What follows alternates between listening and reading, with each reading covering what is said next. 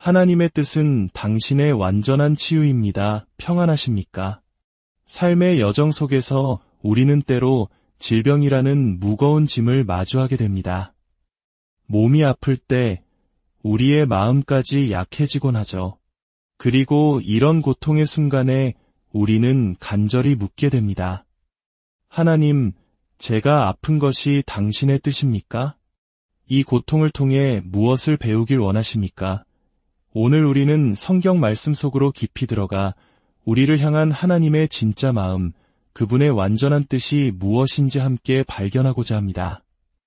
이 말씀을 듣기 전에 만약 오늘 이 이야기가 당신의 마음에 울림을 준다면 좋아요와 구독으로 다른 이들에게도 이 희망의 메시지를 전해주십시오. 당신의 작은 손길이 누군가에게는 절실한 기도가 되고 하나님의 은혜를 전하는 통로가 될 수 있습니다. 이 귀한 말씀을 나누는 모든 분들 위해 주님의 평강이 함께하기를 축복합니다. 자, 그럼 하나님의 마음속으로 함께 떠나보겠습니다. 우리의 출발점은 바로 예수 그리스도입니다. 요한복음 6장 38절에서 예수님은 친히 이렇게 말씀하셨습니다. 내가 하늘에서 내려온 것은 내 뜻을 행하려 함이 아니요 나를 보내신 이의 뜻을 행하려 함이니라. 예수님의 모든 사역은 바로 하나님 아버지의 뜻을 이 땅에 이루는 것이었습니다. 그렇다면 아버지는 아들 예수를 통해 무엇을 이루길 원하셨을까요? 그 답은 누가복음 4장 18절에 선명하게 기록되어 있습니다. 예수님께서 회당에서 이사야의 글을 펴서 읽으신 바로 그 대목입니다. 주의 성령이 내게 임하셨으니 이는 가난한 자에게 복음을 전하게 하시려고 내게 기름을 부으시고 나를 보내사 마음이 상한 자를 고치고 포로된 자에게 자유를 눈먼 자에게 다시 보게 함을 전파하며 억눌린 자를 자유롭게 하고 주의 은혜의 해를 선포하게 하려 하심이라. 여러분, 이 말씀을 들어보십시오. 가난한 자에게 복음을, 상한 마음을 치유하고 억압과 속박에서 자유를 주는 것, 앞을 보지 못하는 이들에게 빛을 되찾아주는 것, 이것이 바로 예수님을 이 땅에 보내신 하나님의 뜻이었습니다. 그 어디에도 병들게 하고 고통스럽게 하고 슬픔 속에 내버려 두는 것은 찾아볼 수 없습니다. 치유와 회복, 자유와 기쁨, 이것이 바로 우리를 향한 하나님의 완전한 뜻입니다. 사도행전 10장 38절은 이를 더욱 명확하게 증언합니다. 하나님이 나사렛 예수에게 성령과 능력을 기름 붓듯 하셨음에 그가 두루 다니시며 선한 일을 행하시고 마귀에게 눌린 모든 사람을 고치셨으니 이는 하나님이 함께 하셨음이라. 예수님은 두루 다니시며 선한 일을 하셨습니다. 그리고 그 선한 일의 중심에는 치유가 있었습니다. 마귀에게 억눌린 모든 사람을 고치셨습니다. 왜냐하면 하나님, 곧 사랑이신 그분께서 함께 하셨기 때문입니다. 사랑은 그 누구도 아프거나 약하거나 상처받거나 가난하기를 원치 않으십니다. 그것은 결코 하나님의 뜻이 아닙니다. 그렇다면 질병은 어디에서 온 것일까요? 누가복음 13장으로 가보면 우리는 18년 동안이나 허리가 굽어 조금도 펴지 못했던 한 여인의 이야기를 만나게 됩니다. 상상해 보십시오. 18년이라는 긴 세월 동안 땅만 바라보며 살아야 했던 그 여인의 고통을 말입니다. 하늘 한번 제대로 쳐다보지 못했던 그 절망의 시간을 말입니다. 예수님께서 그 여인을 보시고 가까이 부르셨습니다.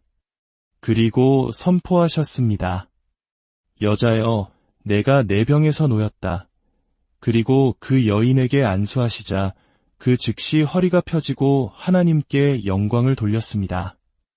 하지만 그곳에 있던 회당장은 안식일에 병을 고쳤다며 분개했습니다. 그는 사람들에게 일할 날이 엿새가 있으니 그동안에 와서 고침을 받을 것이요 안식일에는 하지 말 것이니라 라고 말했습니다. 18년 동안 고통받은 여인을 외면했던 그가 이제 와서 율법을 내세운 것입니다. 그때 주님께서 그를 꾸짖으시며 말씀하셨습니다. 외식하는 자들아, 너희가 각각 안식일에 자기의 소나 나귀를 외양간에서 풀어내어 이끌고 가서 물을 먹이지 아니하느냐? 그러면 18해 동안 사탄에게 매임받은 이 아브라함의 딸을 안식일에 이 매임에서 푸는 것이 합당하지 아니하냐? 이 말씀에 모든 비밀이 담겨 있습니다. 예수님은 분명히 말씀하셨습니다. 이 여인의 병은 사탄에게 매인 것이라고 말입니다. 질병과 고통은 사탄에게서 온 저주입니다. 그리고 예수님은 이 여인을 아브라함의 딸이라고 부르셨습니다. 갈라디아서 3장 29절은 우리에게 이렇게 말합니다. 너희가 그리스도의 것이면 곧 아브라함의 자손이요 약속대로 유업을 이을 자니라 그렇습니다. 오늘 예수 그리스도를 믿는 우리 모두는 영적인 아브라함의 자손입니다. 2000년 전 18년 동안 묶여있던 그 여인이 치유받을 권리가 있었다면 아브라함의 자손된 우리 역시 오늘날 모든 질병과 사탄의 묶임에서 풀려날 권리가 있습니다. 믿음은 하나님의 뜻이 알려진 곳에서 시작됩니다. 그리고 하나님의 뜻은 바로 당신의 완전한 자유와 치유입니다. 하나님께는 계획이 있습니다. 축복의 계획, 치유의 계획이 있습니다. 오늘 당신이 이 말씀을 듣는 것은 우연이 아닙니다. 하나님께서 당신을 이곳으로 보내신 것은 그분의 치유를 받게 하시기 위함입니다. 그저 노력해보라고 보내신 것이 아니라 믿음으로 받으라고 보내신 것입니다. 이 하나님의 약속이 오늘날에도 살아 역사한다는 것을 보여주는 한 목사님의 기적적인 간증이 있습니다. 2013년 그의 9살 난 딸이 어느 날 배가 아프다며 집으로 돌아왔습니다. 처음에는 대수롭지 않게 여겼지만 다음 날 통증은 더욱 심해졌습니다. 병원으로 급히 데려간 아이에게서 의사는 소프트볼 크기의 거대한 종양을 발견했습니다. 왼쪽 난소와 나팔관을 완전히 뒤덮고 꼬아버린 종양이었습니다. 그날 밤 아이는 응급수술로 왼쪽 난소와 나팔관을 모두 제거해야 했습니다. 그리고 이틀 뒤 청천벽력 같은 소식이 들려왔습니다. 9살 아이의 병명은 난소암이었습니다. 의사들은 즉시 항암 치료를 시작해야 한다고 말했습니다. 그 절망의 순간 목사님과 그의 가족은 다른 것을 붙들었습니다. 바로 치유에 관한 하나님의 말씀이었습니다. 그들은 하루에 최소 3번 이상 아이의 머리에 손을 얹고 하나님의 치유 약속이 담긴 성경 구절들을 계속해서 읽어주었습니다. 항암 치료가 시작되던 날 간호사들은 머리부터 발끝까지 마치 화학전 방호복 같은 옷을 입고 들어왔습니다. 그들의 손에는 9살 딸의 몸에 주입될 독한 항암제 봉투들이 들려 있었습니다. 그 순간 목사님은 마음속에서 솟아나는 담대함으로 간호사들에게 말했습니다. 제가 저 약에 손을 얹고 기도해도 되겠습니까? 그는 항암제에 손을 얹고 기도했습니다. 이 약이 내 딸의 몸에 어떤 부정적인 영향도 미치지 않게 하옵소서. 오직 암세포만을 공격하게 하옵소서. 놀랍게도 그와 함께 있던 간호사들도 그의 등에 손을 얹고 함께 기도했습니다. 아이는 여러 차례의 항암 치료를 받았지만 단 한 번도 부작용을 겪지 않았습니다. 머리카락도 빠지지 않았고 체중도 줄지 않았습니다. 병실에는 늘 하나님의 말씀을 읽어주는 오디오가 흘러나왔습니다. 아이는 불안할 때면 사람들이 보내준 곰인형이 아니라 침대 옆에 놓인 작은 스피커를 끌어안고 말씀 소리를 들으며 평안하게 잠이 들었습니다. 의사들과 인턴들은 그 아이의 병실에 들어올 때마다 이 방에는 정말 특별하고 평안한 기운이 있다고 말하곤 했습니다. 그리고 약 9개월이 흘렀습니다. 마침내 아이가 완치 판정을 받고 가족들은 축하 파티를 열었습니다.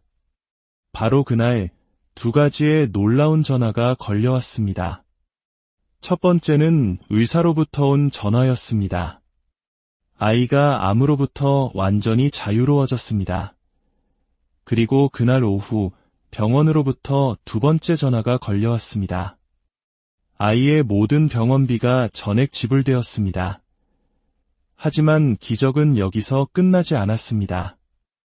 수술로 한쪽 난소와 나팔관을 잃었던 딸은 늘 이렇게 말했습니다. 아빠, 하나님이 제 난소랑 나팔관을 다시 만들어 주실 거예요. 가족들은 아이의 믿음을 격려하며 함께 기도했습니다. 1년 뒤 남은 오른쪽 난소에서 작은 혹이 발견되어 다시 수술을 받게 되었습니다. 그런데 수술을 집도한 의사는 바로 1년 전 왼쪽 난소를 제거했던 그 의사였습니다. 수술은 아주 간단하게 끝났습니다. 그런데 수술실에서 나온 아내가 혼란스러운 표정으로 남편에게 물었습니다. 여보, 작년에 의사가 분명히 우리 딸 왼쪽 난소랑 나팔관을 제거했다고 했죠. 그랬지. 그런데 방금 의사가 나와서 하는 말이 아이는 아주 건강하고 양쪽 나팔관이 모두 튼튼하고 건강하대요. 며칠 뒤 의사에게 직접 확인했을 때 그는 이렇게 말했습니다. 네, 사모님. 제가 분명히 양쪽 모두 있다고 말씀드렸습니다. 또 도와드릴 일이라도 있으신가요?